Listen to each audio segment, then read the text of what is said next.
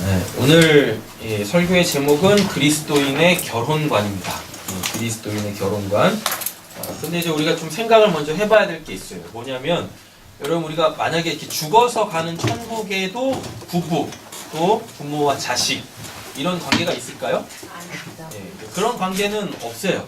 예수님께서 공생의 기간 동안에 천국에 대하여서 말씀하시면서 우리에게 이렇게 부활 이후의 상황에 대하여서 설명을 해주신 바가 분명히 있습니다. 어디 나올까요? 나눠드린 프린트물 보시면 마태복음 22장 있을 거예요. 마태복음 22장. 같은 날 사두개파 사람들, 그 본문이요. 제가 한번 읽겠습니다.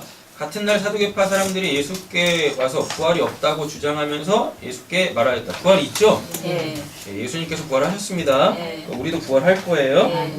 선생님, 모세가 말했다라는 것은 이들의 가치관이에요. 모세가 말한 건 율법이니까. 근데 사람들이 이 당시에 그 율법으로 살았잖아요.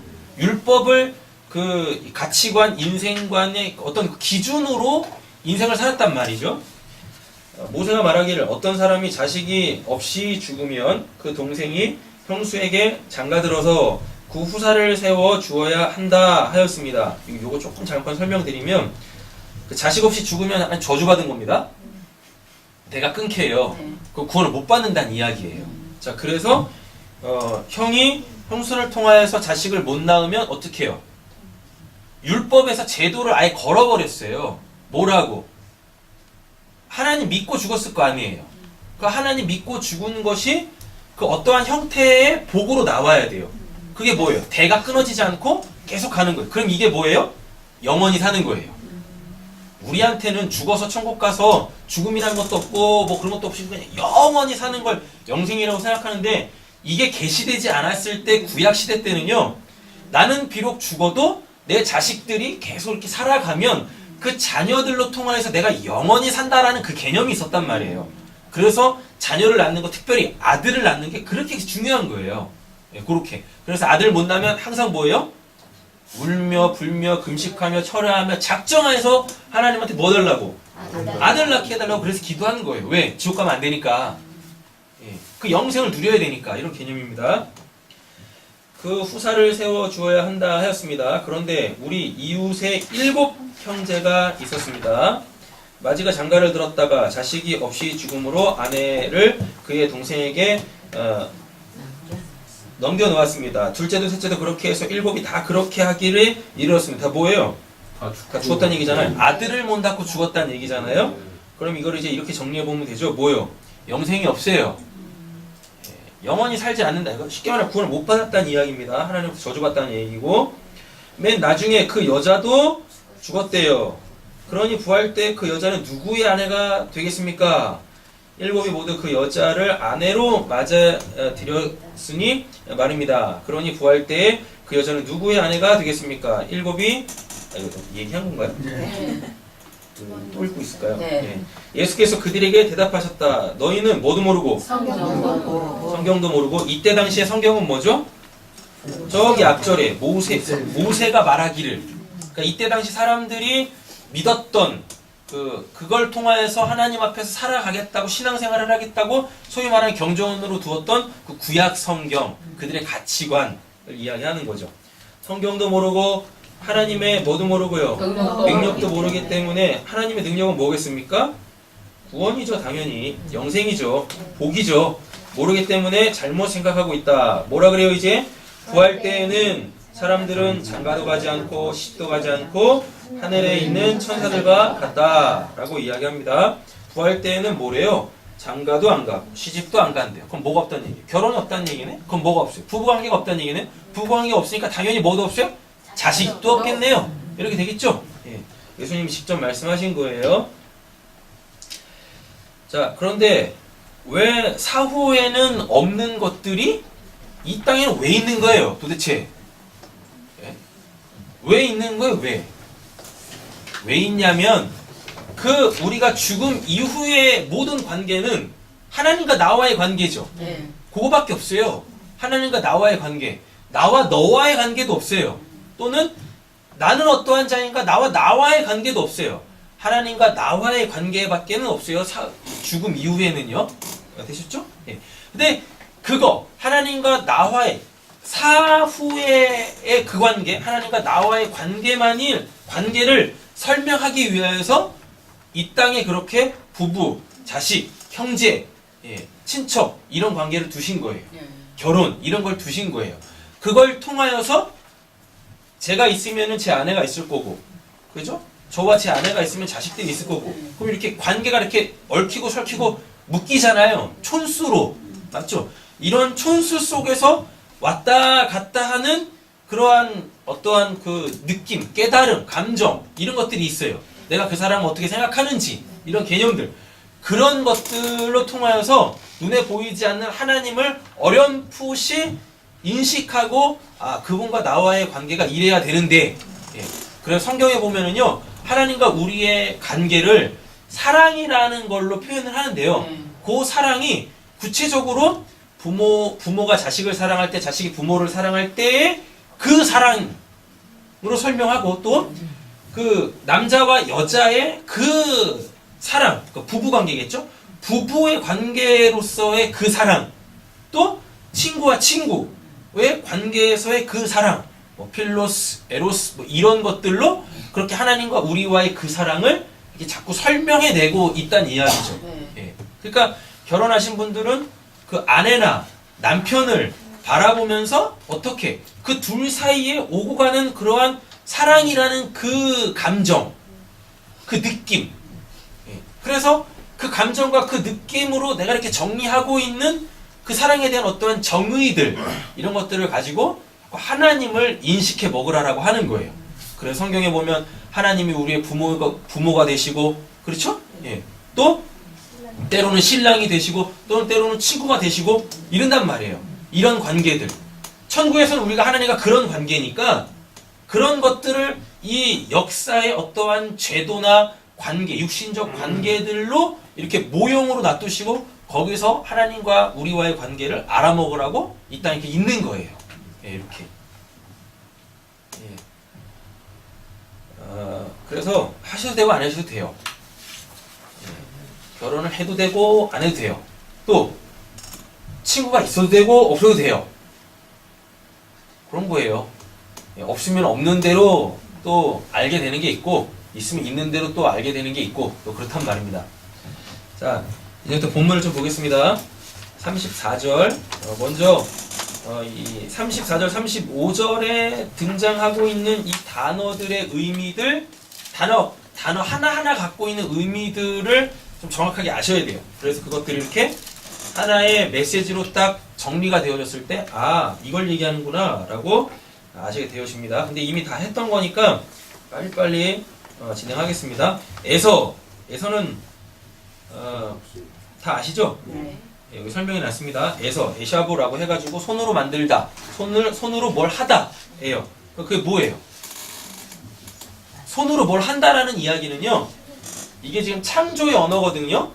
창조의 언어가 3개 있죠. 뭐요? 바라, 아사, 야차르. 근데 이 에서가 요 중간에 있는 그 아사 있죠. 그 아사에서 유래한 거예요. 아사가 뭐니까? 묵시를 하나님께서 역사에 드러내셔요. 그럼 그게 바라예요. 그럼 그게 실제적으로 이런 걸로 이렇게 있어야 될 거 아니에요. 그래서 그거를 이렇게 만들어내면 어떻게? 그게 이제 아사란 말이에요. 근데 에서는 지금 뭐예요? 하나님께서 뭘 가르쳐 주신 게 없어. 에서는 묵시에 대해서 깜깜이에요. 그런데 자꾸 뭐예요? 뭘 자꾸 만들어내네? 그 자꾸 뭘 만들어낸다라는 게 뭐겠습니까? 자기가 생각하는 진짜 묵시, 그 진짜 진리를 만들어내고 살아내는 것이 아니라 뭐요? 자기가 생각하는 그 이상향, 자기가 원하는 그것들 이렇게 막 만들어내고 있다고요. 그래서 그 안에서 만족하면서 산다고요. 그 안에서 자기만의 세상 속에서 사는 자, 내가 꿈꾸는 내 인생, 내가 가고 싶은 그 천국을 자기가 막 만들어내. 임의대로, 진리 없이, 하나님이 알려주시는 거 없이, 그러니까 쉽게 말하면 믿음 없이 자꾸 내가 원하는 것들을 만들어내고 그 안에서 안주하고 평안하려고 하면은 그게 누구? 그게 에서예요. 에서. 에서에 대한 설명이 부연 설명이 있었었죠. 뭐요? 털복숭이 날쌘 사냥꾼. 털복숭이 날쌘 사냥꾼은 뭐예요? 털복숭이 죄 덩어리. 날쌘 사냥꾼.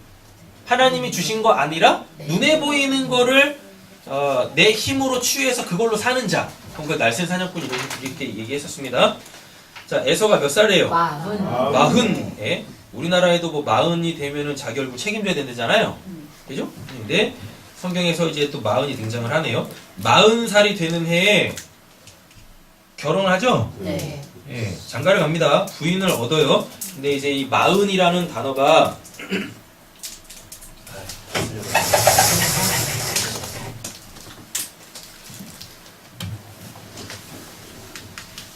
에서가 뭐죠? 40. 아니 40이 아니라 에서의 뜻이 뭐죠? 믿음 없이. 봐요? 세상을 사는 거. 믿음 없이? 그러니까 하나님이 보여준 거 없이? 뭘 못 봐요? 하나님 나라겠죠. 하나님의 나라를 보지 못한 상황 속에서 뭐 자기가 원하는 그 하나님의 나라를 만든 자. 이렇게 만든 자. 이게 에서예요. 됐죠? 네. 자, 그 다음에 이제 몇 살? 40. 40살. 예, 이 40은 4의 배수예요. 4의 배수. 이 성경에서 4, 라바라고 하는데요. 이 라바의 뜻이 뭐냐면 네모 반듯한이에요. 예. 네모 반듯한. 그럼 성경에서 여기는 딱 한 군데밖에 없어요. 지성소. 성소도 아니에요. 지성소란 말이에요. 지성소. 마음에 근데 이제 이게 4에서 뭘로 가죠? 40으로 갑니다. 됐죠? 그럼 이 성경에서 40은 무슨 의미냐면 항상 시험의 기간이에요. 광야 40년. 광야 40년의 의미가 너를 줄이고 낮추고 시험하여서 너가 내 말씀대로 사는지 하나님의 말씀대로 사는지 하나님의 나라가 어떤 곳이니까 하나님의 주권, 하나님의 말씀으로 사는 자잖아요. 맞죠? 그렇게. 자, 그럼 이렇게 됩니다. 에서는 자기가 원하는 그 하나님의 나라를 40년 동안 뭐예요?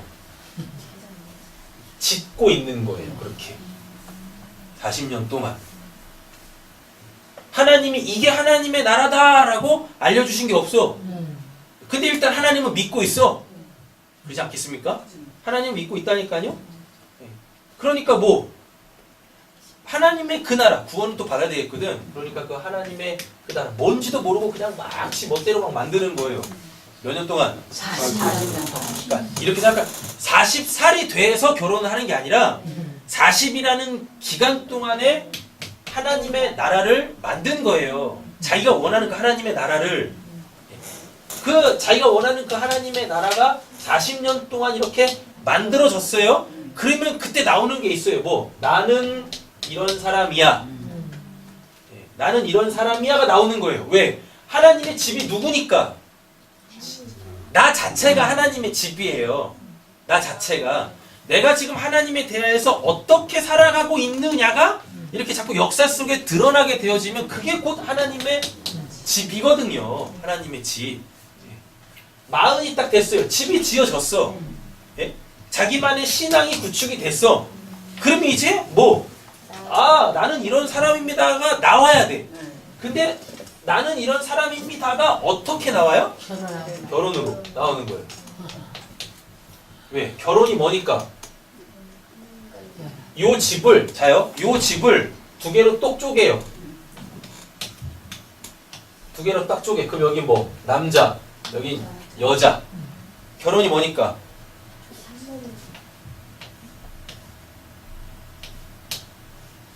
이렇게 뚝뚝 떨어져 있던 남자와 여자가 이렇게 40년 동안 지들의 집을 짓는 거예요. 이렇게요. 그래놓고 어떻게? 내가 지은 집이 이거야 라고 서로 확인하는 게 결혼이라니까요. 성경에서 말하는 결혼, 아우 저 사람 너무 내 마음에 들어, 내 이상형이야. 그래가지고 그냥 한눈에 뿅 가가지고 이렇게 같이 사는 거, 그런 걸 결혼이라고 하는 게 아니에요. 내가 지금까지 어떻게 살아왔는지, 나 앞으로 계속 그렇게 살 거야? 그러니까 이렇게 살고 싶은 사람 만나는 거. 그게 결혼이에요. 그러니까 이러면은 이제 파토 나는 거죠. 나는 이렇게 살아왔고 앞으로도 이렇게 살아갈 건데 너 나갔지. 이거하고 전혀 맞지 않는 다른 삶을 살아온 사람, 다른 삶을 추구하는 사람하고 만나서 결혼을 하면 어떻게 되겠습니까? 그죠? 못 살아. 못 산다니까. 그래서 뭐예요? 그래서 이혼하는 거예요. 그래서 이혼하는 사람들의 몇 프로라고 그러죠? 하여튼 굉장히 높은 퍼센트로 성격 차이 때문에 예, 이혼을 해요. 그 성격 차이가 뭐예요? 성격이 뭐예요, 솔직히? 성격이 뭐냐고요? 더러운 건가? 성격이 뭐예요? 그가 지금까지 어떻게 살아왔느냐가 그게 성격이에요. 그리고 앞으로 어떻게 살 건가? 그게 성격이라니까요. 저 사람은 뭐 성격이 뭐 온화해요, 부드러워요, 좀 와일드해요, 뭐 개떡 같아요. 이런 게 성격 아니에요. 예. 어떻게 살아왔느냐. 예. 자, 남자와 여자는 어떻게 생겨났죠? 원래 사람이라는 게 이렇게 있습니다. 맞죠? 사람이라는 게 이게 있어요. 근데 이 사람은 원래 하나님이 거하신 하나님의 전이란 말이에요. 근데 하나님께서 요 하나의 사람을 어떻게 죽여서 이 반쪽을 갈빗대 하나 뚝 빼가지고 여자 만들었다고 하는데 그 갈빗대 그런 의미 아니에요. 그냥 그 사람의 반쪽을 뚝 띄어가지고 하나의 독립된 개체로 만들었다는 얘기예요. 그 갈빗대 하나 뽑은 거 아니에요. 갈빗대 하나 갖고 사람 어떻게 만듭니까? 사람의 뼈다구가 613개인데 613개 맞나? 200 몇 개죠? 그냥 사람의 뼈가 200 몇 개거든요? 200 몇 개가 있어야지 이렇게 사람이 만들어지는데요. 아담에게서 하와를 하나님께서 만들어내실 때 갈빗대 하나 뺐다 그래요. 그 갈빗대 하나 갖고 뭐래요? 그 척추 만들기도 힘들어. 그 어떻게 되냐고요? 그 말이 아니라 갈빗대라는 뜻 자체가 그냥 이 사람의 옆이에요. 옆. 그냥 그 옆을 하나 그냥 뚝 뗀 거야. 그러니까 반으로 뚝 잘랐다는 얘기예요. 그래서 남자, 여자, 창세기 1장 27절이잖아요. 남자, 여자 이렇게 만든 거라니까요. 그러니까 남자가 남자로만 있으면 안 되고요. 여자가 여자로만 있으면 안 돼요. 그 사람이라고 얘기하는 것도 아니에요.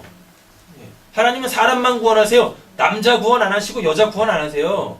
남자와 여자가 딱 원래대로 그 모습으로 돌아가야 그러니까 그때 이제 이제 너 사람 됐구나. 그래서 구원하시는 거라니까요.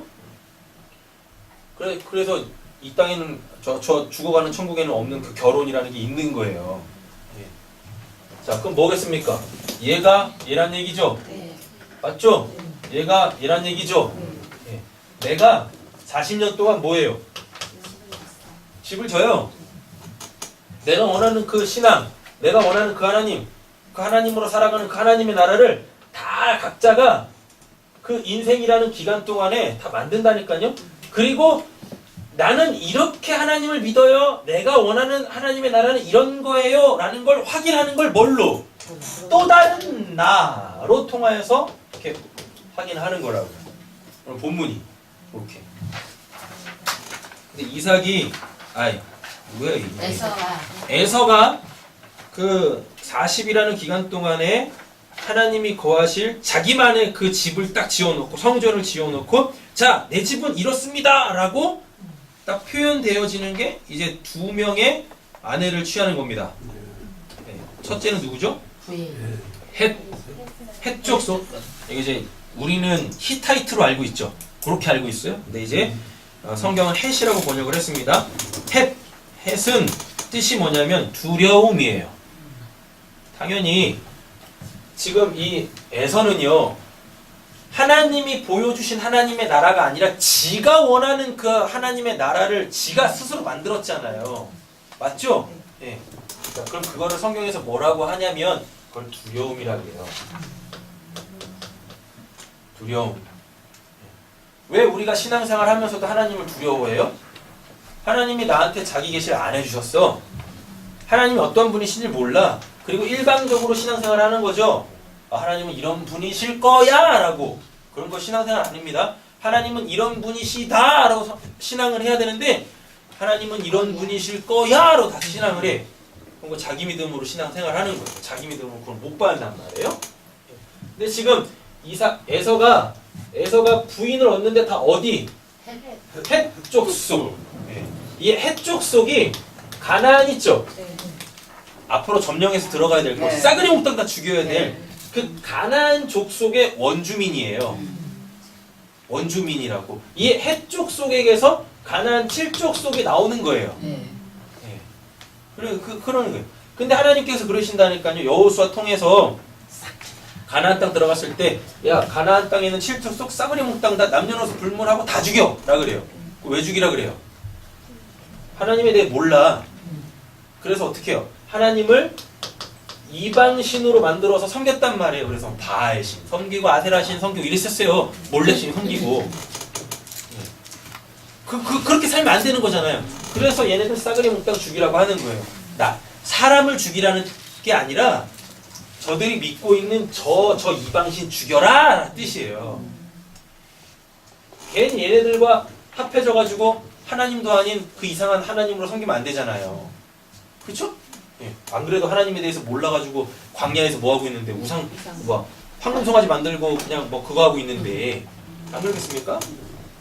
헷 족속, 가나안 족속의 원주민인데 이 헷의 뜻이 뭐냐면 두려워. 뭐에 대해 두렵겠냐고요? 하나님에 대한 두려움이에요. 두려움 왜 생겨요? 몰라서. 여러분 청룡열차 타셔보셨죠? 청룡열차 처음에 탈 땐 굉장히 무서워요. 왜? 모르니까 그게 뭔지. 근데 그걸 한 번 경험합니다. 그리고 한 번 또 경험합니다. 그리고 수차례 경험합니다. 그러면은 안 무서워요. 재밌어진다니까. 그래요. 하나님도 그러신 거예요. 왜 우리가 하나님에 대해서 두렵습니까? 왜 우리가 그 두려움이라는 거, 왜 그런 공포심이 왜 있는 거죠?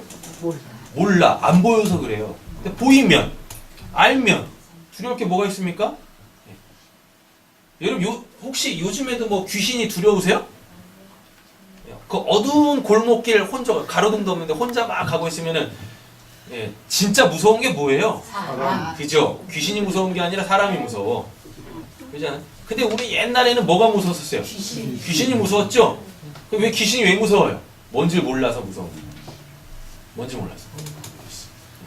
근데 귀신에 대한 성경적 정의가 정확하게 딱 내려지면 골목길 혼자 갈 수 있어요. 자꾸 뒤돌아보지 않아도 돼. 사람이 무서우세요? 나도 사람인데. 자, 보겠습니다. 이 헷족속의 사람 누구? 루디와 바스가. 부에리의 딸이죠. 자, 부에리인데 이 부에리가 샘물이 나는입니다. 샘물이 나는. 근데 이 부에리는 참 재밌는 단어예요. 뭐냐면 여러분 광야에서 물 없으면 하나님께서 그 물 어디서 내세요? 반석에서 내서 주시거든요. 그런데 이 부에리는 반석에서 나는 물이 아니야. 뭐 어디서 나는 물인지 모르는데 하여튼 반석에서 나는 물이 아니야. 그러니까 그 물은 먹으면 안 돼요. 그 물은 먹으면 안 되는 물이야. 근데 그 부에리의 뭐요? 딸. 성경에서 딸이 바트라는 단어인데요. 바트가 이렇게 생겼습니다. 이렇게 생겼어요. 바트 이렇게 읽어요. 그럼 이걸 이제 한글로는 딸이라고 하는데 요렇게 생긴 게 이게 집이에요. 그리고 이 집 안에 점이 딱 찍혀 있으면 여기 이제 하나님의 집이 돼요. 그리고 이게 뭐냐면 십자가예요. 표. 네? 그리고 갖고 있는 의미는 완성하다예요. 그럼 뭐예요? 하나님의 집이 완성되다. 그게 딸이란 뜻이에요. 아들은 벤. 이렇게 생겼어요. 벤. 그럼 이게 뭐냐면 똑같죠? 집, 하나님의 집에 그 물고기. 성경에서 물고기는 아들, 예수, 사람 뜻이거든요. 그러면 아버지의 집에 그 아들, 그 사람 이렇게 되는 거예요. 아버지 집에 사는 그 사람 이렇게 됐죠? 아들, 딸, 아버지의 집이 뭐야? 완성이 돼요. 뭐 안 해도 되는 건데 그냥 할게요. 이걸 M이라고 읽어요. 네. 그럼 이걸 한글 성경에서는 엄마라고 얘기합니다. 이렇게 생긴 걸 알렙이라고 해가지고 이게 하나님이에요. 그리고 요거는 물인데 이게 말씀이에요. 그럼 엄마의 뜻이 뭐예요? 하나님의 말씀이에요. 성경에서 또 아빠도 나옵니다. 아버지. 아버지는 또 이렇게 생겼어요. 이렇게 생겼어요. 그래서 아빠 이렇게 읽어요. 아빠 이렇게 읽는데요. 뭐냐면 이거 알렙 하나님이에요. 나왔네요. 집인데 누구의 집? 하나님의 집이죠. 맞죠? 하나님이 그 집의 주인이시다라는 뜻이에요. 이런 단어란 말입니다. 자, 보겠습니다. 부에리의 딸이라 그래요. 그럼 뭐예요? 부에리의 딸이 그럼 뭘 의미하겠습니까? 반석의 원래 우리가 반석에서 나는 그물을 먹어야 돼요. 그 반석은 뭐니까? 예수. 또 믿음. 그래서 믿음으로 살아야 돼요. 예수로 살아야 돼요. 근데 부에리는 반석에서 나는 샘물이 아니야. 근데 그 위에 뭐? 그의 딸이라고 하니까 그 집을 지었네. 그럼 이 집이 요 부에리의 딸이 요 반석 위에 짓지 않은 그 집이 신약으로 가면 뭐냐? 모래 위에 지은 집이에요. 그 모래가 우리가 생각하는 해변의 그 모래 아니에요. 콘크리트보다 더 딱딱한 땅이에요. 그 모래가 모래 위에 지은 집이라고 했을 때 그 이스라엘은 계절이 두 개밖에 없어요. 건기 우기밖에 없거든요. 예. 근데 우기 때 비가 엄청 많이 와요. 근데 물은 높은 데서 낮은 데로 흐르죠. 네. 맞죠? 그리고 이스라엘 땅 자체가 물을 머금고 있는 땅이 아닙니다. 물을 머금고 그러니까 이스라엘은 비가 와도요. 이렇게 비가 온 후에 우리는 땅을 딱 밟으면 질퍽질퍽 하잖아요. 네. 근데 걔네는 안 그래요. 금방 말라요. 해가 딱 뜨면 금방 말라요. 땅 자체가 석회질 땅이어가지고 물을 못 먹어요. 그러다 보니까 비가 와요. 땅이 물을 못 먹으니까 비가 내리면 어떻게 하겠어요? 바로 다 낮은 곳으로 막 흘러요. 그럼 물의 양이 많아지겠죠. 그러면은 급류가 생기겠죠. 네. 그래서 이 급류가 땅을 계속 막 쓸고 가는 거야. 그러면 거기가 땅이 굉장히 딱딱해져요. 이렇게 평평하니 딱딱해져요. 여기를 뭐라고 하냐면 여기를 와디라고 합니다. 와디. 예. 우기에는 물이 항상 이렇게 있어요. 근데 건기가 되면 물이 없어요. 그러니까 이스라엘의 지형을 모르는 사람, 기후를 모르는 사람은요, 여기가 물길인지도 몰라. 근데 어떻게? 뒤에 산 있네. 배산, 임수. 굉장히 명당이야. 땅도 되게 탄탄하고. 그러니까 여기다가 이렇게 집 짓는 거야. 근데 뭐가 오면?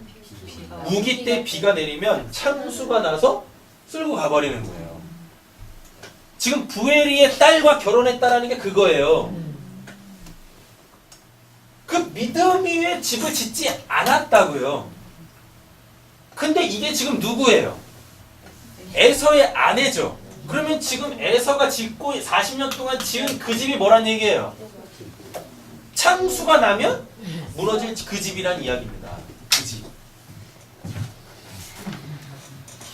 자, 그래서 누구요? 유딧이라고 그러죠? 예, 햇사람 부에리의 딸 유딧. 유딧이 예후디트인데 이게 또 뭐냐면 이게 또 야드, 손에서 유래했어요. 뭐냐면 손을 사용하다, 찬양하다 이런 뜻입니다. 손을 사용하다, 찬양하다. 그러면 딱 누구하고 딱 맞아 떨어져요? 그 손을 다루는 그 에서. 예. 그래서 그 손을 사용하는 그 아내. 잘 만났네. 그죠? 예.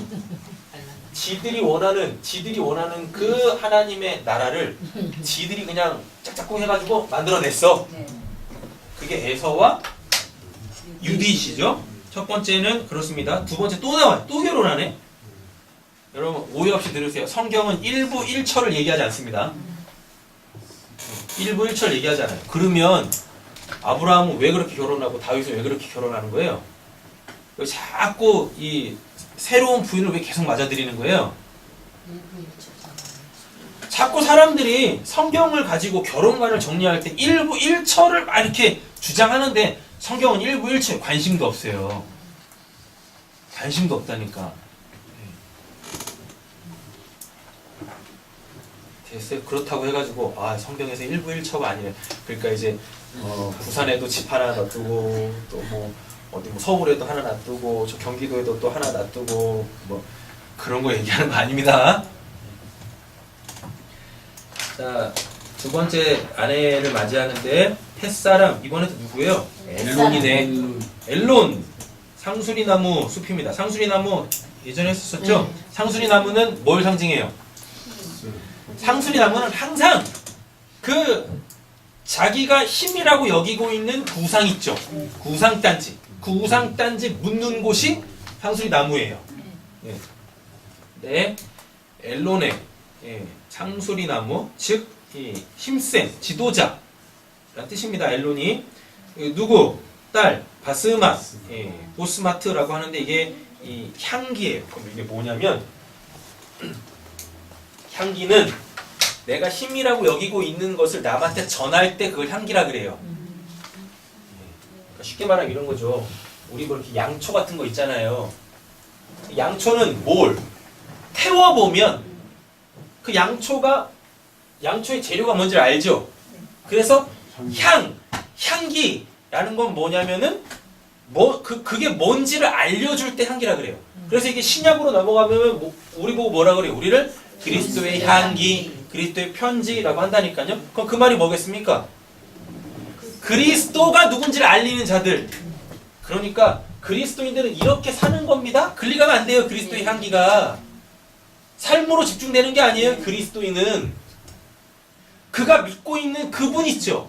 그리스도인이라고 하잖아요. 그 인은 날 거고. 내가 어떤 자냐고요? 그리스도를 전하는 자가 그리스도인이지 그리스도처럼 사는 게 그리스도인이 아니에요. 말 잘 알아두셔야 돼요. 또 이 말을 또 오해하면 그렇게 막 살아도 되는 겁니까? 그냥 복음만 전하면 되는 천만해요. 천만해. 제발 그렇게 가지 마시라고요. 그냥 우리가 톡가락톡딱 얘기를 해보면 내가 그리스도인이라고 우리가 정말 그리스도인답게 살아가면 그리스도처럼 살아갈 수 있어요? 없잖아요. 그렇잖아요. 예. 그러니까 우리는 뭐 하면 돼? 뭘 해야 되는 게 맞는 거예요?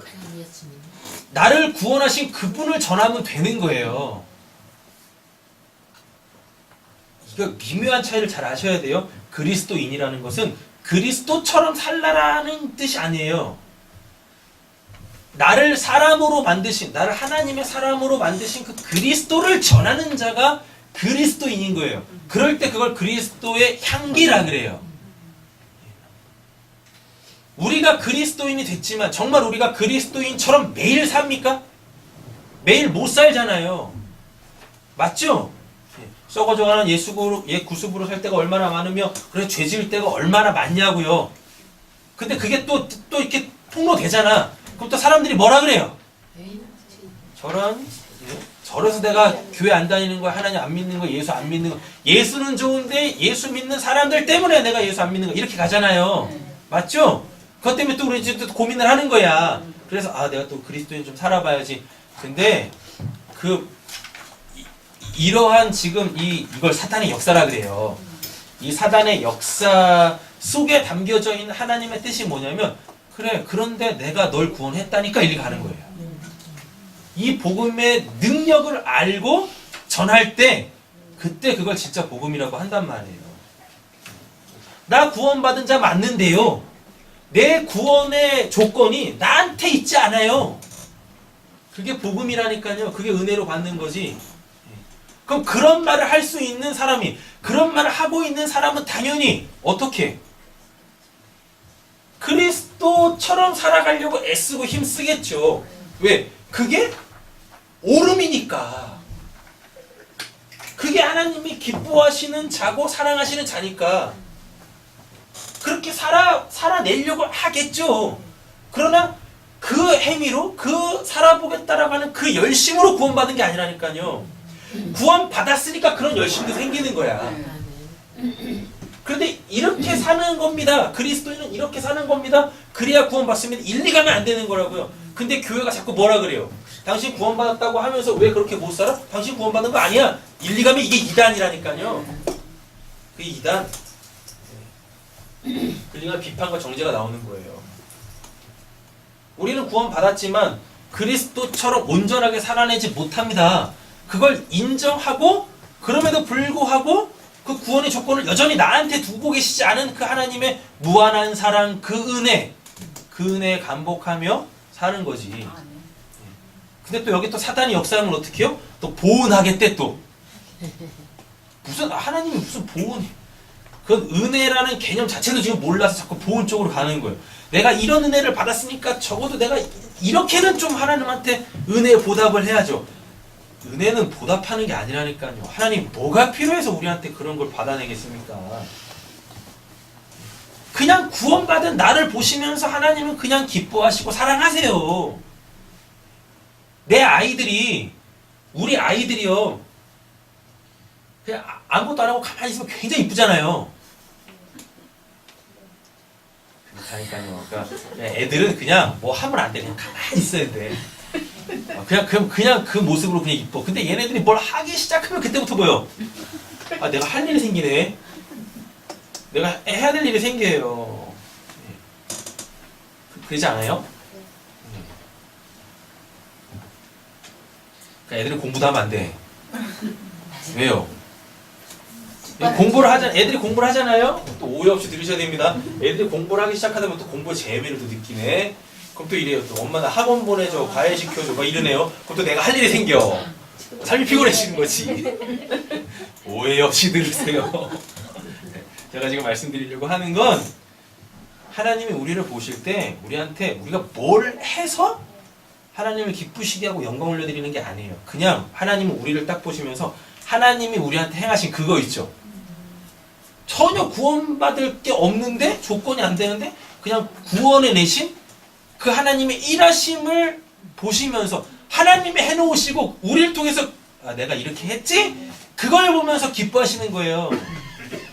그걸 아셔야 된다니까. 그걸. 그래서 삶 속에서 그걸 자꾸 내가 알아먹을 때 하나님의 시선으로 내 인생을 바라볼 때 그때 감사가 넘치는 거고 기쁨이 넘치는 거예요. 그때 뭘 하려고 하는, 그래서 자꾸 하나님한테 이쁨 받으려고 하는, 이쁨 받아서 뭐 하려고? 뭐 떡 하나 더 얻어 드시려고요? 네. 이쪽으로 가면 삶이 힘들어진다니까. 신앙도 힘들어져요. 무거운 짐을 지는 거지. 거기서부터 놓아주셨는데 클릭 다시 기어 들어가겠다고 힘든 신앙생활을 아니라니까. 즐겁게 하세요. 신앙생활 자유하게. 방종으로 가지 마시고. 똥인지 된장인지 구분 못하시면 안 되는 거잖아요. 그거는. 자, 장수리 나무 바스맛이라고 합니다. 그러니까 뭐예요? 엘론의 딸 바스맛이라고 하니까요. 예. 나는 이걸로 살아요. 하나님이 계시해 주시지 않은 하나님의 집을 지었어요. 누가? 에서가. 그래서 그 하나님이 계시해 주시지 않은 이 집의 실체를 폭로하는데 두 번째 아내로 뭘로? 상수리 나무의 그 향기. 상수리 나무의 그 향기. 그건 뭐예요? 우상. 예. 우상이라고요. 네가 지은 그게 지금 나를 우상으로 섬기고 있는 거야. 그거. 예. 되셨죠? 자, 뭘로 맞았답니까? 아내로 맞았다는데 이 아내가 이샤입니다. 근데 이샤는 이쉬의 압축형이에요. 자, 이쉬가 있어요. 그럼 이게 남자 또는 남편 이렇게 돼요. 예. 이렇게. 근데 여기서 이 남자는요, 이건 자칼이 아니에요. 남편 할 때 이 남자예요. 그러니까 이해를 잘 하세요. 자칼이 이게 남자거든요. 남자예요, 남자. 근데 이 이쉬라는 게 이것도 남자예요. 그러면서 남편이라는 뜻도 갖고 있어요. 여기서 남자와 여기서 남자는 다른 거예요. 이 이쉬할 때 이 남자는요, 반드시 뭐가 될? 남편이 될 남자예요. 여기는 그냥 남자야. 이 차이를 아셔야 되는 거예요. 이 차이를. 네. 자, 근데 지금 그 누구 유딧하고 누구죠? 이름 하나가 뭐지? 바스맛. 바스맛. 예. 바스맛. 바스맛을 뭘로? 아내로 취했대죠. 이 아내가 요 이슈의 약축형 이샤가 되는 거예요. 그럼 이 이샤의 뜻이 뭐냐면 이것도 여자가 또 아니에요. 여자가 아니라 이건 뭐냐면 부인, 그러니까 아내고 또 여기 또 하나가 뭐냐면 창녀할 때도 이 이샤를 씁니다. 이샤를. 그러면 이건 딱 봐도 이건 좋은 의미고 이건 나쁜 의미잖아요. 근데 지금 에서의 누구는 유딕과 바스맛은 부인으로 쓰였게요, 창녀로 쓰였게요? 부인으로 쓰였게요, 창녀로 쓰였게요? 아, 당연히 창녀로 쓰이죠. 창녀가 뭐니까요? 음행이잖아요. 음행을 영적인 음행을 끌고 들어가면 하나님에 대한 우상 숭배죠. 이게 되는 거죠. 됐죠? 지금 에서가 뭐 했으니까? 하나님이 계시해 주시지도 않은 하나님의 집, 나의 이상향, 나의 천국을 지 멋대로 만들었잖아. 그리고 이것의 정체를 뭘로? 유딕과 바스맛으로 드러냈잖아요. 이렇게. 네. 그러니까 당연히 얘네들은 뭐예요? 에서의 부인이 아니라 하나님에 대한 창기질이죠. 이렇게 가는 거라고요. 이렇게. 자, 그리고 여기까지 설명을 드리면 요 이쉬하고 이샤는 이쉬의 약축형이죠? 줄였다고요?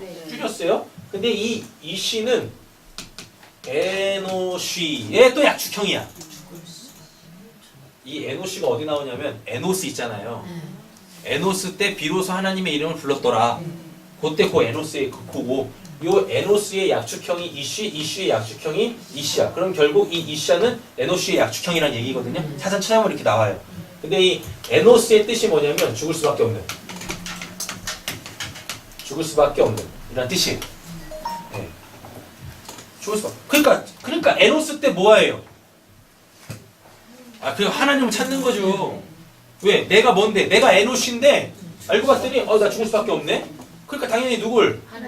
날 살리는 그 하나님을 찾아야 되는 거죠. 이렇게. 근데 이 이샤가 다 이 에노쉬의 약축형이에요. 줄여서 쓰고 있다고요. 이렇게. 그럼 결국 뭡니까? 죽을 수밖에 없는 자들이 하나님께서 살려주시지 않은 상황 속에서 말씀 정리하는 거예요. 살려주시지 않은 상황 속에서 살아보겠다고 발버둥 치는 것. 네. 발버둥 치는 거. 그게 지금 뭘로 나왔어요? 에서의 두 아내로 나온 거예요. 그러니까 에서가 유딕과 바스맛을 취했더니 그래서 누가? 이삭하고 리브가가 마음에 근심이 됐다라 그러는 거예요. 그래서 얘네들이 그냥 그 못된 며느리들이서가 아니라 보면은요, 이 에서가 되게 효자입니다.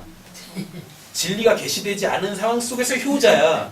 그래가지고 아버지와 어머니를 기쁘시게 하려고 뭐 한 거예요? 결혼한 거예요. 그래서 결혼한 거라니까요. 굉장히 효자야. 근데 왜 이삭하고 리브가는 근심하냐고. 왜 근심하겠습니까?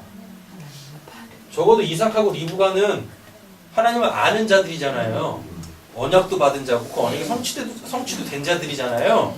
하나님이 어떤 분이신지 알아. 그러니까 하나님 안에서 인생이라는 그 하나님의 집을 어떻게 져야 되는지도 아는 거야. 근데 에서는 전혀 다른 집을 짓고 있네. 전혀 다른 인생, 전혀 다른 신앙을 하고 있네. 그러니까 뭐? 마음이 근심하는 거죠. 거기서 마음이 루아흐예요. 루아흐. 이 루아흐가 신약으로 가면 헬라어로 푸뉴마입니다. 푸뉴마가 뭐예요? 여기에 정관사 호가 붙으면 성령이고 호가 안 붙으면 뭐예요? 귀신이에요. 귀신. 예. 그러니까 푸뉴마를 쉽게 생각하면 뭐냐면요, 영원한 삶이에요. 근데 그게 하나님께서 부여하셨으면 호푸뉴마 성령이 되는 거고, 하나님께서 부여하지 않으셨어요? 그럼 그냥 영원히 사는 자야. 어디서? 지옥에서. 귀신이 이렇게 되는 거예요. 그럼 이 귀신들은 100% 다 뭐예요? 지옥 가는 게 아니라 하나님을 다 우상으로 섬기고 있는 거예요. 귀신이 뭐 다이모니온이 뭐라 그랬어요? 다이모니온. 하나님의 우상화, 이방신화. 그래서 하나님을 그렇게 이방신으로 섬기면 그들이 다 뭐? 다이모니온 들린 자, 귀신 가진 자. 그러니까요. 이렇게. 그래서 뭐가 더 있어요? 이삭과 리브가의 그 루아흐, 그 하나님 안에서의 그 영생, 그 삶에 뭐가 근심거리가 된대요. 근심거리. 이 근심거리가 모라라고 합니다. 그럼 이게 출애굽기로 가면 뭘로 나오게요? 마라. 쓴 물 가는 거예요. 예. 그럼 이 마라가 뭐냐면 실제적으로 고통. 분명히 뭐였는데? 에서는 이삭하고 리브가에게 효도하기 위하여서 지 나름대로 그 이제 뭐 이 여자면은 우리 부모님한테 나에게 잘하겠지라고 했는데 아유 삶이 너무 다르네. 삶의 양식이 너무 달라. 그러니까 자꾸 어떻게 이삭하고 리브가한테 육신적으로도 못된 며느리야. 아 못된 며느리야. 네, 이런 거죠. 마라의 이 씀이 뭘로 바뀌어야 되는데 원래는 살리는 단물이 돼야죠. 네. 출애굽에서 그 물이 없어가지고 물 달라고 했을 때 하나님께 자꾸 물 주세요. 마라라는 곳에서 자꾸 물 주세요. 근데 그 마라는 이름의 뜻이 씀이라니까요. 그러니까 그 마라라는 동네에서 나온 그 물은 뭔 물? 씀. 그 씀을 못 먹어. 못 먹는다니까. 그래서 또 하나님 불평해. 그럴 때는 어떻게 해요? 단물로. 네, 그걸 또 살릴 수 있는 생수, 단물, 천연안반수로 바꿔주시네. 그렇게. 그래서 죽어가는 사람한테, 탈진한 사람한테 뭐 먹여요? 요즘에 뭐 이온수 먹이고 그러는데 옛날에는 설탕물 먹였어요. 탈진하면. 저 어렸을 때 그랬다니까요. 땡볕에서 애들 막 놀다가 애들 쭉 먹잖아요? 그럼 뭐예요? 설탕물, 선생님이 설탕물 태가지고 이 뺨에 먹였다니까요? 그럼 또 신기하게 또 뭐 살아나. 여러분 우리 당뇨 있으신 분 계신가요? 없으신가? 예. 당 떨어뜨리게 하는 가장 좋은 방법이 뭔지 아십니까? 허벅지 운동하는 거예요. 허벅지 운동. 허벅지 운동 어떻게 해요? 이렇게 요거 있잖아요. 요거 계속. 예. 허벅지에서 허벅지 운동을 하지 않습니까? 그러면 당을 굉장히 빠른 시간 내에 효율적으로 떨어뜨려요. 소모를 시킨다니까요. 그 놀랍죠? 이 사람의 척수 있지 않습니까? 골수 있잖아요. 그걸 어디서 제일 많이 만들게요? 허벅지에서 제일 많이 만듭니다. 허벅지에서. 사람 허벅지 부러지면은요 죽어요. 사람 뼈 중에서 제일 안 부러지는 데가 허벅지예요. 네, 허벅지라니까. 네. 그런 거예요. 씀은 사람 죽이는 거예요. 또 여기서 또 이상한 말 또 들어오시면 안 됩니다. 뭐 입에 쓴 약이 몸에 좋다 그런 거 얘기하는 거 아니에요. 그런 거 얘기하는 거 아니라고. 이 씀은 마라의 씀을 모라 이 씀이라는 건 그 영혼을 지금 해하고 있는 거예요. 해하고 있는 거. 자, 정리하겠습니다. 녹색 글자 같이 한번 읽어보겠습니다. 하나님의 나라가 아닌 자신의 이상을 위하여 하나님을 믿는 것이 의미요 우상이다. 이것이 하나님과의 관계를 신앙생활을 고통스럽게 만드는 것입니다. 예, 34절 35절 딱 약축하면 이렇게 의역이 되는 겁니다. 창세기 2장 18절에서 25절은 제가 읽겠습니다. 주 하나님 말씀하셨다. 남자가 혼자 있는 것이 좋지 않으니 그를 돕는 사람 곧 그에게 알맞은 짝을 만들어 주겠다. 그러나 아까 우리 봤었죠? 뭐요? 천국에는 없어요. 근데 역사성이 있네. 그러나 그 남자를 돕는 사람 곧 그 짝이 없었다. 그래서 주 하나님 그 남자를 깊이 잠들게 하셨다. 이거 죽인다는 얘기입니다. 그럼 지금 이거 뭘 얘기하려고 하는 거냐면 우리한테 짝은 예수밖에 없다는 얘기예요. 우리의 신랑은 예수밖에 없어요. 그럼 우리는 그리스도의 신부예요. 그거 얘기하는 거지. 뭐 내가 기도해가지고 하나님 저 사람하고 결혼할래요. 그래서 뭐 하나님 그래 결혼해라. 그게 하나님이 주는 짝이 아니라고요. 예, 아닙니다. 그러니까 기도하면서 무슨 뭐 하나님이 저 사람하고 결혼하라고 했어요. 그래서 결혼하지 마세요. 불행해집니다. 그냥 사랑하면 결혼하세요.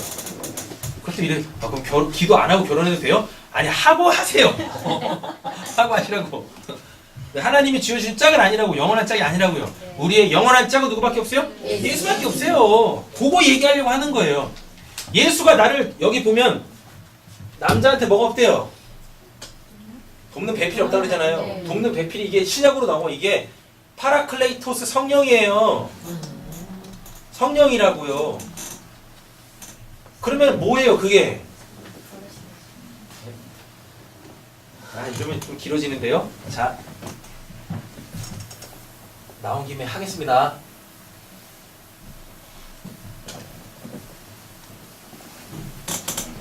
어렵지 않아요. 창세기에 보면 남자가 이렇게 있는데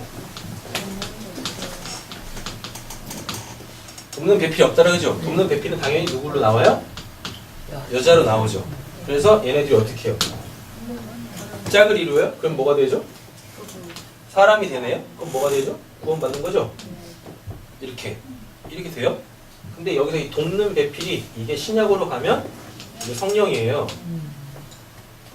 성령이 파라클레이토스라고 해가지고 옆에서 변호하다, 옆에서 돕다라는 뜻이거든요. 자, 그럼 당연히 이건 누구예요? 이거 당연히 예수일 거고, 돕는 배필 여자니까 이건 당연히 교회일 거예요. 그럼 여러분 잘 한번 생각해 보세요.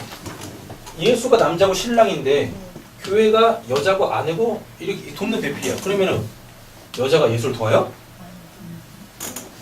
여자가 예수를 돕냐고? 뭘로 도울 건데? 예수가 하나님이신데 뭐가 부족해서? 무슨 능력이 없어서? 무슨 돕는 배필이 필요해? 맞죠? 자, 그럼 이렇게 한번 가보세요. 돕는 배필 성령입니다.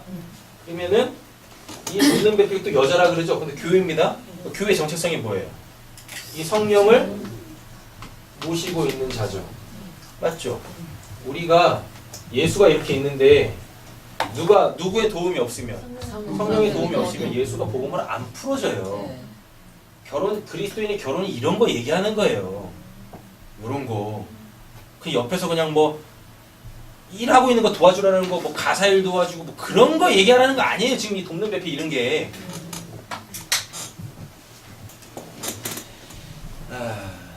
보겠습니다. 파란색 글자 한번 보겠습니다. 남자는 아버지와 어머니를 떠나 뭐 했는데요? 아내와 결합하여 한 몸을 이루는 것이라. 아버지, 아까 했었죠? 아버지, 아바, 하나님의 집, 엄마, 하나님의 말씀. 떠난다는 얘기가 뭐예요? 그게 된다는 얘기예요. 그가 하나님의 말씀으로 하나님의 집이 된다는 뜻이지 무슨 뭐 출가하라는 얘기가 아닙니다. 그래서 뭐예요? 아내와 결합하여. 아내가 누구니까? 돕는 배필 성령으로 결합하여 뭐 한 몸 구원받을 그 사람이란 얘기예요. 그럼 이제 얘네가 뭐가 돼요? 분명히 아버지 어머니를 떠났잖아요. 그럼 이게 남자와 여자가 결혼하게 되면 거기서 당연히 누가 나오겠습니까? 자녀가 나오겠죠. 그럼 그 자녀에 대해서 난 뭐가 돼요? 아버지가 되고 어머니가 되는 거죠. 맞죠? 그럼 이게 떠난다는 거라니까요. 아버지와 어머니를 떠나 내가 뭐가 되면, 부모가 돼서 자식을 낳아서 그 자식한테 내가 뭐가 되면, 아버지와 어머니가 되면 그제서야 내가 내 아버지와 어머니를 떠난 거예요. 이렇게 보시라고요. 지금 아빠 여자를 이렇게 표현하나요? 이건가? 가게도 그릴 때 이렇게 그려요? 세모인가? 그냥 이렇게 쳐요. 결혼해요. 그럼 여기서 누가 나와요? 그렇게 뭐 자식이 나오겠죠. 그럼 얘가 또 어떻게? 또 결혼하겠죠? 결혼할 거예요. 그러면 지금 부모와 자식을 떠나서 이렇게 결혼하라는 얘기가 아니라 언제 얘가 부모와 아버지와 어머니를 떠나는 거냐면 얘가 이렇게 결혼을 할 거예요. 그럼 여기서 또 누구 나와요? 자식이 나오겠죠? 자식이 나와서 얘네가 나를 뭘로? 아버지와 어머니로 부르면 그게 곧 내가 뭐? 아버지와 어머니를 떠난 거예요. 그렇게. 그러니까 뭐가 없으면, 자식이 없으면 분명히 결혼했는데 떠난 거 아니에요. 떠난 게 아니라고. 그럼 내가 아버지와 어머니가 돼서 낳은 그 아들은 그 자식들은 뭐야? 그거 좀 복음이죠. 복음 이렇게 된다니까. 복음. 우리가 낳는 건 복음밖에 없어요. 복음밖에. 이렇게 되는 겁니다. 자, 에베소서 보세요. 파란색 글자만 빨리빨리 읽겠습니다. 제가 읽을게요. 그리스도께서 교회의 머리가 되신 것 같이, 이거 지금 부부관계 설명하시는 거예요. 사도 바울이 성령의 감동을 받아 천국에는 있지도 않은 그 부부관계를 가지고 그리스도와 교회의 관계를 풀어내고 있다고요. 그리스도께서 교회의 머리가 되신 것 같이 그리스도께서는 몸의 구주이십니다. 교회가 그리스도께 순종하듯이. 또 그리스도께서 교회를 사랑하셔서 교회를 위해 자신을 내주신 같이, 이게 사랑이에요. 이게 사랑. 교회를 거룩하고 흠이 없게 하시는 것입니다. 자기 아내를 사랑하는 것은 누구를 사랑하는 거래요? 곧 자기를 사랑하는 것입니다. 우리는 그리스도의 몸에 뭐라 그래요? 지체. 이 교회예요. 그러므로 사람이 부모를 떠나 자기 아내와 합하여, 자기 아내 뭐죠? 돕는 배필 성령입니다. 그들이 뭐 어떻게 해요? 한 몸이 되는 것입니다. 원래 구원받을 그 사람, 창세기 1장 27절, 하나님이 사람을 창조하시고 복 주셨다고 하셨잖아요. 그게 되는 거예요. 근데 이걸 뭐라 그래요? 비밀이라 그러네? 그렇지 않아요? 예. 비밀이라 그래요. 그럼 뭐라 그래요? 또 비밀 풀어줘 또. 나는 그리스도와 교회를 두고 이 말을 하는 겁니다. 그럼 나왔네요. 남자, 여자, 남편, 아내가 한 몸을 이뤄요. 근데 이걸 뭐라 그래요? 남자는 그리스도, 여자는 교회. 그래서 한 몸을 이루면 뭐? 구원. 근데 이 교회의 정체성은 뭐예요? 남자의 돕는 배필, 여자. 뭐예요? 성령이 내주하고 계시는 그 집. 그 집. 근데 그게 예수다. 예수가 자기를 뭐라고 했으니까? 성전, 지성소라고 얘기했어요. 되셨죠? 근데 지금 에서는 돕는 배필이 뭐예요? 유딕과 바스맛이네? 성령이 아니네. 예. 그러니 당연히 뭐가 안 되겠어요? 예, 하나님의 집이 안 지어진 거죠. 에서는 이렇게. 그러니까 장가 잘못 갔어요. 장가 잘못 갑니다. 마태복음 보겠습니다. 마태복음 아까 읽었었죠? 네. 부활 때는 사람들은 장가도 가지 않고 시집도 가지 않아요. 죽어서 가는 천국, 소위 말하는 그 진리, 묵시의 그 영역에 있지도 않은 것들을 왜 이 땅에다 하나님께서 제정해 놓으셨을까? 이렇게 간접적으로 알아먹으라고요. 그래서 그렇게 지금은 마치 모호한 것 같지만 자꾸 그것에 대해서 기도하고 고민하고 뜻을 찾다 보면 결국 하나님께서 그 실체를 만나게 해주실 거예요. 자, 정리합니다. 녹색 글자입니다. 부부란 서로를 통해 자신을 살피는 거예요. 자신을 살피는 겁니다. 상대방에게서 예수를 발견하고, 제발 근데 예수를 발견하라는 것이 그 사람의 무슨 장점? 그런 거 발견하라는 게 아니에요. 이 말을 잘 보세요. 이렇게 남자가 이렇게 있고 여자가 이렇게 있습니다. 이 사람을 보면서 예수를 발견하라는 것이 이 사람이 예수라는 걸 얘기하라는 게 아니에요. 이 사람의 그 어떠한 모습을 가지고 예수님은 그런 분이신데, 그럼 이 사람은 예수가 아니란 얘기지. 근데 자꾸 우리는 뭘 기대해요? 자기 배우자한테? 예수처럼 살길 바래요. 그럼 너는 예수처럼 살아보죠. 자기는 예수처럼 안 살면서 자꾸 배우자한테는 뭐라 그래요? 예수처럼 살라 그래. 그 얘기하는 게 아니라고. 지금요. 서로가 서로를 비춰주는 거울이잖아요. 서로 비춰주는 거울. 나를 알려면 내 부인을 보면 돼요. 그렇게. 그러면 내가 이런 사람이네 라고 할 거 아니에요. 이거부터 하시라고요. 그래서 회개를 할 거 아닙니까? 네. 맞죠? 거울 없이 자기 모습을 볼 수 있는 사람이 어디 있어요? 못 본다니까. 회개도 못해. 내가 어떤 사람인지 모르는데. 그런데 자기 배우자를 통하여서, 천국에는 있지도 않은 자기 배우자를 통하여서 예수를 발견하라는 것은 이렇게 이 사람이 예수가 아니라 이 사람을 통하여서 그 예수님이 어떤 분이신지 알라고요. 예수님 이런 분이신데 뭐야? 그렇죠? 그래서 누구를? 이 예수를 사모하라고요. 근데 아까 뭐라고 했었어요? 예수와 교회의 관계다라 그러죠. 그럼 뭐예요? 이 사람은 사랑을 못하는데 이 사람에게서 누굴 발견했어요? 예수를 발견했잖아요. 그럼 우리가 사랑해야 될 자는 예수지. 맞죠? 근데 지금 이 예수를 누구를 통해 살았어요? 아, 이 사람을 통해 살았네? 그럼 결국 누구를 또 사랑하는 얘기예요? 아, 결국 아내를 사랑하라는 얘기네. 뭐까지? 죽기까지. 그죠? 아내는 남편한테 순종.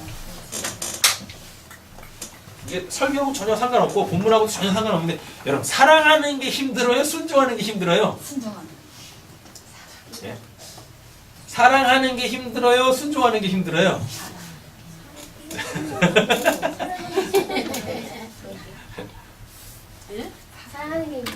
사랑하는 게 힘들어요? 그럼 남자가 더 힘든 거네? 남자는 사랑하고 여자는 순종을 하고 있으니까. 사랑해야지 순종하는 거예요. 그러니까 사랑이 돼야지만 순종이 되잖아요. 그러니까 순종이 힘들지. 그죠? 둘 다 어려워. 둘 다 어려워. 사랑하시고 사랑하시고 순종하시고 그래서 이 땅에서라도 좀 행복하게 살아야지. 알겠어요. 뭐 주어지는 거 없다 할지라도 그 부부관계 안에서는 행복해야지. 자 보겠습니다. 상대방에서 누구를 발견하셔야 돼요? 예수를 발견하셔야 돼요. 그가 예수가 아니라 그를 통하여서 나를 사랑하시는 내가 순종해야 될 그 예수를 발견을 하세요. 자, 그분에게 대하여 대하는 자신의 그 무능력함을 인정하여 예수 그리스도를 소망하는 것이다. 잘 보세요. 자, 여기 이 나왔어요. 뭐냐면 배우자를 통해서 누구를? 예수를 보는 거죠. 그쵸? 그죠? 네. 지금 내가 이 사람도 사랑 못하는데 누굴 사랑하겠어요? 어떻게 사랑하겠냐고? 예수가 나에게 당신을 계시하는 그 사람조차도 내가 지금 사랑을 못하는데 내가 뭔 수로 예수를 사랑하겠냐고? 그거 알아먹으라고요. 이게 예수에 대한 나의 무능력함이에요. 이 사람도 사랑 못하는데 이 사람한테 예수님이 당신을 계시하시려고 입신하신 요 사람조차도 사랑 못하는데 어떻게 예수를 사랑하겠냐고요. 적어도 이 사람은 눈에 보이는데 예수는 보이지도 않아. 어떻게 보이는 것도 사랑 못하면서 보이지 않는 걸 어떻게 사랑하냐고. 그죠? 네. 다른 거. 그러니까 결코 이 땅에서 완벽한 부부관계라는 건 없어요. 죽을 때까지 서로 사랑하는 거 없어요. 되지도 않아요. 되지도 않는다니까. 근데 한번 죽을 때까지 사랑해 보시게요. 누구를 사랑하듯이 하나님이 우리를 사랑하듯이 그 사랑을 받았으면 우리가 한번 해보자고요. 이 내용들이 이제 다 알았으니까 한번 해보자고요. 근데 안 될 거야. 진짜 100% 장담해요. 안 돼요. 뭐 3일 가나? 3일도 안 가나? 하루 가나? 그랬다 또 안 될 거야. 그걸 가지고 난 안 되나 보네 하지 마시고 예수님에 대한 나의 그 무능력함 그것 때문에 우리가 구원받은 거 아닙니까? 맞죠? 그 예수에 대한 하나님에 대한 나의 그 무능력함 때문에 하나님이 일방적으로 우리를 사랑하셔서 구원을 내신 거예요. 그걸 은혜라고 한단 말입니다. 그런 거 알아먹으라고요. 부부관계를 통해서 부모 자식 간의 관계를 통해서 또는 교우 관계를 통해서. 요한계시록 21장 1절에서 4절 읽고 마치겠습니다. 나는 사람과 땅을 먹었으나 이전에 하늘과 이전에 땅이 사라지고 바다도 없어졌습니다. 나는 또 거룩한 도성새 예루살렘이 남편을 위하여 단장한 신부와 같이 차리고 하나님께로부터 하늘에서 내려온 것을 보았습니다. 그때 나는 보좌에서 큰 음성이 울려 나오는 것을 들었습니다. 보아라, 하나님의 집이 사람들 가운데 있다. 하나님이 그들과 함께 계실 것이요 그들은 하나님의 백성이 될 것이다. 하나님의 친히 그들과 함께 계시고 그들의 눈에는 모든 눈물을 닦아주실 것이니 자신의 죽음이 없고 슬픔도 울음도 고통도 없을 것이다. 이런 것들이 다 사라져버렸기 때문이다. 네. 이 말씀도 좀 잘 이해를 하셔야 되는데 새 예루살렘에 내려오잖아요. 그게 진짜 묵시의 진짜 천국이거든요. 근데 그게 지금 상태를 어떻다 그래요? 남편을 위해 단정한 신부같이 차리고 그럼 그게 지금 신부처럼 아름답다는 이야기죠. 맞죠? 근데 본질적으로 보면 그 새 예루살렘은 분명히 요한계시록에 뭐라고 그러냐면 그걸 예수라 그래요. 새 예루살렘 자체가 하나님의 도성, 하나님의 소위 말하는 사후 천국 자체가 하나님이세요. 예수예요. 근데 그 전에 우리한테 뭐라고 얘기하냐면 사도 바울이 고린도 전서에서 우리 보고 뭐라고 그러냐면 하나님이 계시는 성전 니들이 바로 뭐 새로운 피조물 새 예루살렘이야 라 그래요. 이해되셨죠? 그러니까 예수도 새 예루살렘인데 나도 뭐라 그래요? 새 예루살렘. 신랑도 새 예루살렘, 신부도 새 예루살렘. 그런데 지금 그게 뭐 어떻대요? 상태가 아름답대요. 꽃단장한 신부와 같이 아름답대요. 그래서 아까 그 에베소서에서 교회와 그리스도의 관계를 뭘로? 부부 관계로 설명했잖아요. 그 파란색 글자로 아내라는 걸 안 보셔서 그러신데 이 부부 관계를 통하여 하나님께서 이루시려고 하시는 게 있어요. 뭐냐면 그렇게 신부 단장한 것처럼 아름답게 만드시려고 부부 관계를 두신 거예요. 결국 이게 뭐가 될 거니까 묵시에서는 그리스도와 우리와의 관계로 갈 거니까. 네. 근데 이건 여러분 잘 한번 보세요. 신부가 단장하는 건 꾸미는 거죠. 쉽게 말하면 꾸미는 거죠.